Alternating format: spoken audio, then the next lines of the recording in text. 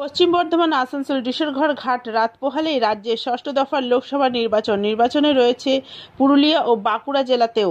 আর তাই বরাকর পুরুলিয়া রোডের ডিসেরগড় নেতাজি সুভাষ সেতুর আগে অর্থাৎ পশ্চিম বর্ধমান ও পুরুলিয়া জেলাতে সীমান্ত এলাকায় কুলটি থানার শাকতরিয়া ফাঁড়ির পুলিশের পক্ষ থেকে নাকা তল্লাশি অভিযান চালানো হয়। এদিন পশ্চিম বর্ধমান জেলা থেকে যাওয়া পুরুলিয়াগামী 4 চাকা ও মোটর বাইক থামিয়ে নাকা তল্লাশি চালানো হয়। একই সাথে আসা যাওয়ার গন্তব্য বিবরণ জানতে চাওয়া হয়।